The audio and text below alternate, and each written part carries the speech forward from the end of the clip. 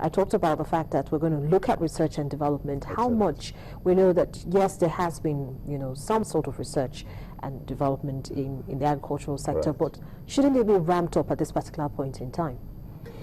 Yes, there have been an increased performance in the area of research and development in agriculture since the birth of the democracy, and some foreign investments also have been witnessed.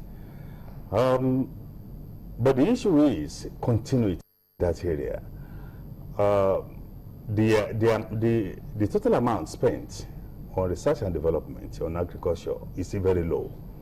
Of course, when you look at the total budget for agriculture anyway, which is less than 2.5% of the total budget, so you can then imagine how much it really goes to agriculture.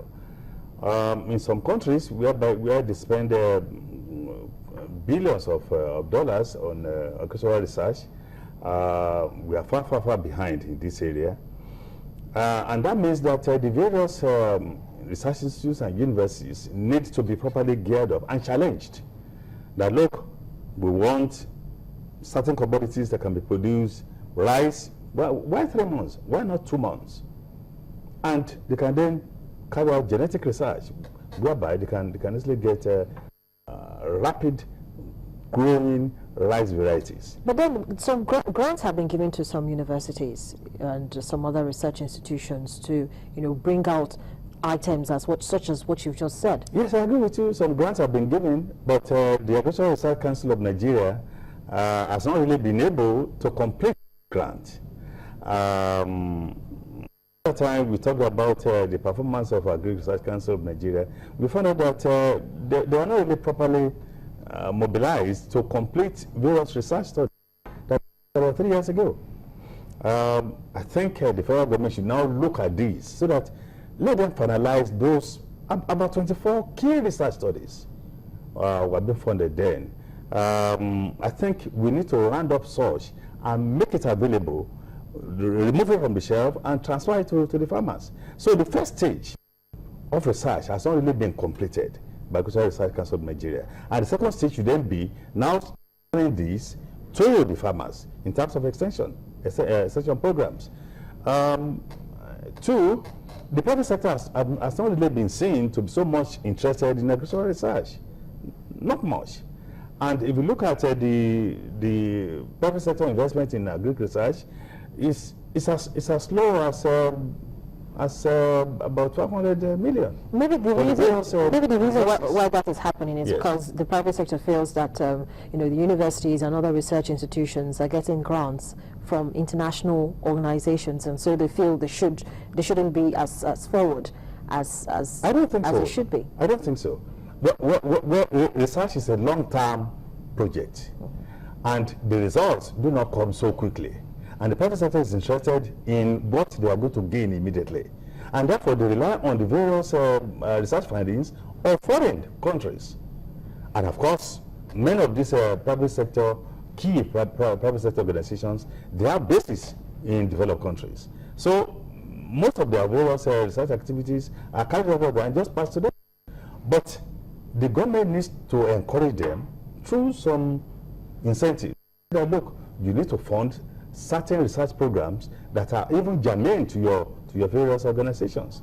That has not been seen here. The few ones from abroad by foreign either organizations or countries have been tailored towards those that will help those foreign countries or foreign-based organizations. Of course, I give credit to World Bank, I give credit to UNDP, UNIDO, but what you are saying is that they now need to move a step further to encourage even the state government, to encourage even the local governments to even carry out research studies that are relevant to the various areas. If, for instance, cassava is widely produced in some parts of Nigeria, let's say in Southwest, let us see the impact of the various state governments in cassava research. Or in Benue State, we are to be the largest producer of cassava. Let us see how much the state government and local government have contributed to cassava research. And also for other commodities. Is it poultry research? But that has not been seen. in actual fact, it's more, the various research that are being conducted are borne greatly by the federal government, and very less research funds from the various state governments. We can count them on our fingernails, you know. And so we are saying that research is an issue not only for the public sector, and particularly not only for the federal government, but also for the state and the government, but also for the private sector, which are the eventual beneficiaries of these research programs. The issue of development, in terms of one, if you look at human capital development, needs to be properly handled. Many universities now are saying that, okay, they will employ first-class graduates, which is a good thing, but proper funding has not really been put in place, and that is necessary, so that as we, older generations, are trying to move away, step side, we will have developed the younger ones in terms of research and development. Okay, let's quickly take this question from Sani Mura. He says, can revenue from agriculture really compete with revenue from oil? In Nigeria, we still face food shortages. What is left to export? Well, it can compete now, not within the next 5-10 years. Yes. But then we need a quick fix. We need a situation that agriculture can begin to compete with the oil and gas sector because of oil prices that are declining and putting pressure on the economy. That means the government and the private sector focus more on agriculture than what they are doing now. That means the budget on agriculture will not be less than 2% or about 2.2%. That means the private sector will rely more on the various research findings in Nigeria and not the foreign ones. That means there will be some encouragement to be given to the various researchers.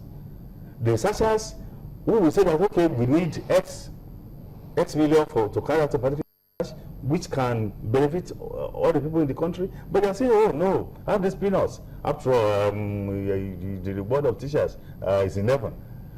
That means that we need to develop the young ones so that they also can be interested in doing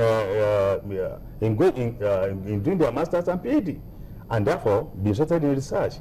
But now many of the graduates, they want to work in the bank, they want to work in the oil sector, and for that the will not be there. But nevertheless, agriculture still serves as the main source of GDP for this country, as much as about 42-43%. Of course, we still employ so many people from agriculture, but we now need to develop this far more than as we are doing presently. Well, Professor Okune, I'm very sure of the viewers will take that to heart, and we'll definitely have you come back again to talk more about this, and hopefully by then agriculture will be in such a situation that it can compete with revenue from oil as well. But thank you so much for coming on the program this morning. Thank you very much. I've been speaking with an agricultural economist from the University of Agriculture, Abeokuta, Professor Bola Okune, and we've been looking at agriculture as an alternative. In the short term, that might not happen, but in the medium to long term, yes, it will happen. Agriculture will begin to compete favorably alongside what we gain as revenue from oil as well. But in the short to medium term, so many things need to be done. The Ministry of Agriculture needs to work very closely with the academia as well as the private sector to ensure that things that have already started with regards to R&D actually come to light. Well, that's the program for today. Thank you so much for watching. I'm Harriet Agbenyi. Bye-bye.